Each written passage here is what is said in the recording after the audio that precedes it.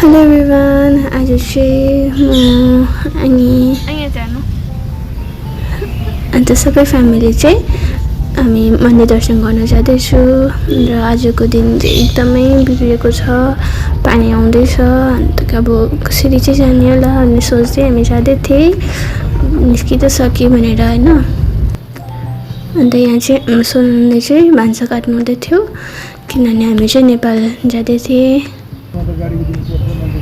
अन्त यहाँ चाहिँ अलिकति कम्ती भयो पानी, अन्त आधी बाटो पुग्दा चाहिँ अलिक पानी रह्यो।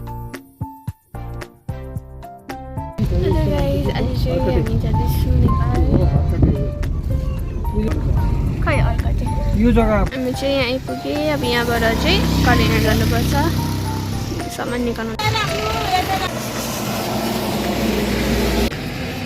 सोनाले त सानो देख्दो त भाइको छेउमा त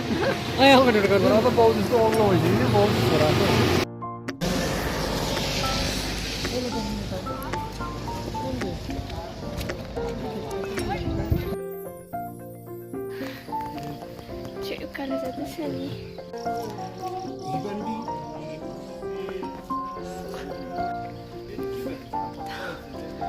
तर अलिक उकालो रहेछ। यसका तिमी भन्यो म आज मन्दिरको दर्शन गर्नु गएको होइन, मेरो नानाको बर्थडेको दिनमा आशीर्वाद राम्रो दियोस् हाम्रो भगवान्ले भनेर गएको अनि हाम्रो पनि अब कामहरूमा सक्सेस होस्, बाधाहरू नहोस् है, राम्रो होस् अनि हाम्रो परिवारलाई राम्रो होस्, सुख होस्, अन्त दुःख कष्ट नहोस्, व्रतहरू केही चल्दैछ भने त्यो हटेर जाओस् भनेर चाहिँ हामी आज साउँदो रहेछ त ब्यागले बल्ल आइपुगेको गाइस। यहाँ चाहिँ पानी आएर भर्खर रोकेको रहेछ, धन्दा अहिले चाहिँ रोकिरहेको छ।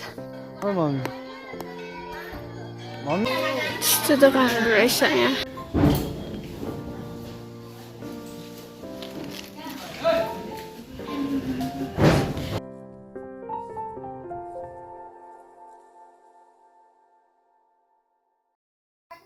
मन्दिरमा चाहिँ भएको बादल भएकोले गर्दाखेरि चाहिँ दर्शन गरेको भिडियोमा मैले त्यस्तो बनाउनु पाइनँ। अन्त अहिले चाहिँ हामी दर्शन गरेर पनि हामी ओह्रालो फर्किँदैछु।